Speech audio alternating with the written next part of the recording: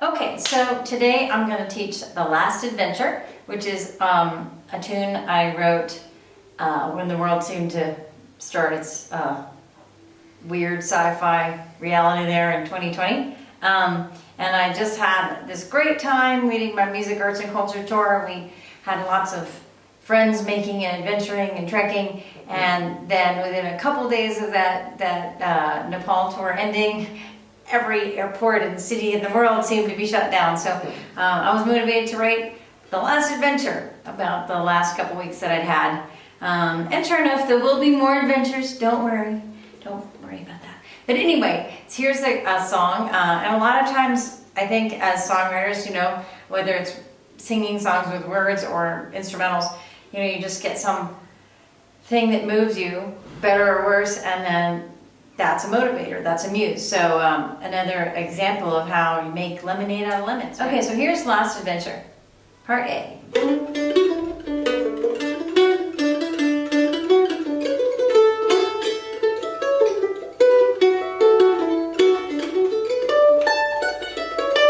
So I've got some slides in there. I start going from the B to the D. So I do a slide up to the 7th fret, which is a D note. I'm also going to have some nice little triplet moves, some little hammer-ons, pull-offs. So if I look at that,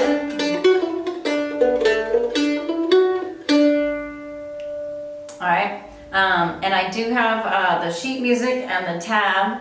If you just look at that, and you can find that on my Patreon site, and I'll probably also put it on my own website, taralinhart.com, if you look under sheet music. So that will show you exactly where to do it. But again, we've got slides, hammer-on, pull-offs, and then I'm going to go. So again, another nice little slide maneuver from the 4th to the 7th fret, up to that A. And then here's a nice little movement, and it's kind of using double stops, triple stops idea, which I've covered in some of my earlier Patreon videos, and I definitely have covered a lot with my students who take online classes or in-person classes. So I'm going to take an A note here on the 7th fret, and a C-sharp note here on the 4th fret of the A string, or the 2nd string from the ground, and then I'm going to do kind of a Jesse McReynolds style to some extent, cross-picking. So a lot of times when I cross pick, I go down, up, down, up, down, up. But for this particular maneuver, the way I played it, feel free to explore however you like to do your own picking styles. But I'm going to go down, up, up. I'm doing like a repeating up there. But you could do it with a down, up cross picking. But that's how I'm using mine. Okay, so I've got the arpeggio of A, C sharp, and E. Arpeggio notes, the 3 notes in an A chord. And then I've got G, B, and E. F sharp. So that kind of pulls me to the D. And then E is an arpeggio note of A there. So I've got.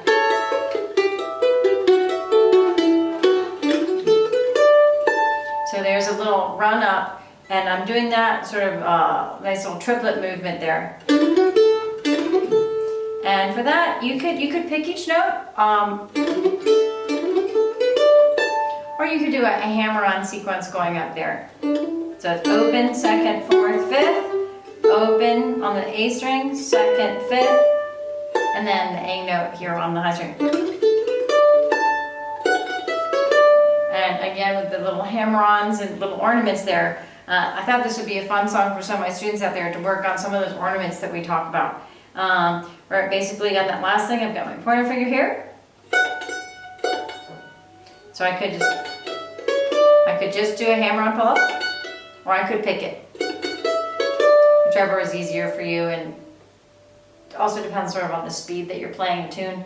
Sometimes I'll use more or less picking versus hammer-ons and pull-offs, depending on the speed that I'm throwing my fingers down when I do something. And eventually, if you practice your scale patterns and you practice tunes at varying speeds, and try to make sure you have clarity and that you're sort of kicking yourself up in a little metronome notch at a time, you can kind of just think to yourself, throw down the G scale, or throw down going up your A scale, and your fingers will do that. Okay, so getting to part B, I'm going to start again with a double stop. And so a lot of my students know one of the great double stops that is so popular for mandolin players is going to be kind of out of some of our arpeggio positions, our arpeggio triangles. A, E, C sharp, A. So I start with this double stop of the A and the E.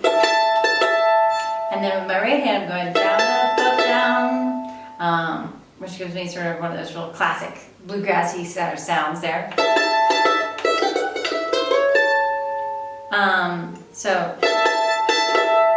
And then, let's see.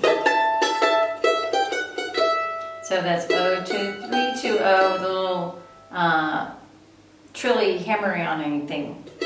And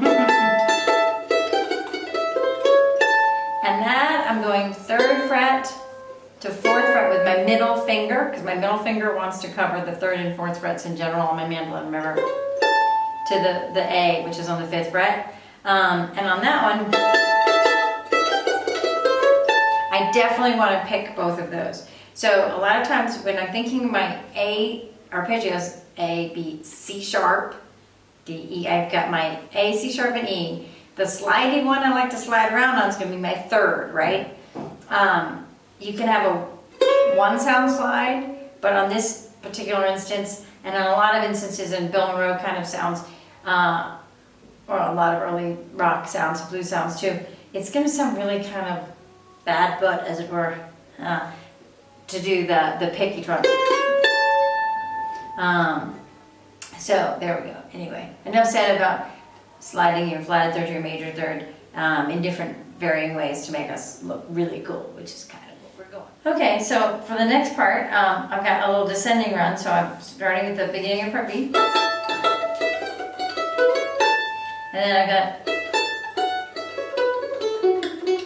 so open 5th, 2nd, and then I'm kind of, especially when certain keys like A, I've got these little, I think of them as gullies. So when I'm trying to learn a song, I look at the way it lines up on the fretboard, right? So, I mean, I've got the 4th fret and the 2nd fret, right? And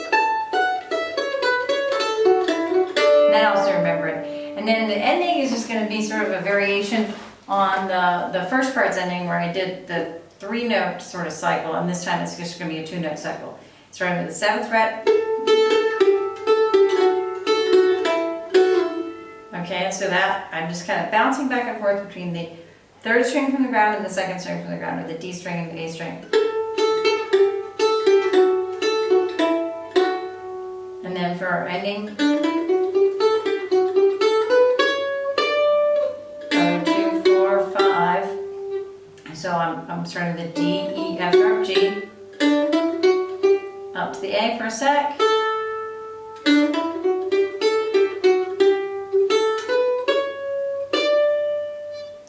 So there you go. Okay, and then I have one of my guitar students here, Mr. Ian Poole, will accompany me, and I showed him the chords, so that way you can kind of hear it with the chords too. And feel free to, play it with your friends or pass it around. The Last Adventure, dun dun dun dun. This was Tara Linhart over here in Kathmandu, Nepal. Yeah, I hope you enjoy the tune, and let me know if you end up doing any recordings with it or playing it and having fun with it. It's always nice to know when your tunes are out there in the world without you, gutting around. All right, thanks so much, and I'll see you next time. All right. Don't forget The Last Adventure. 2, 3, 4.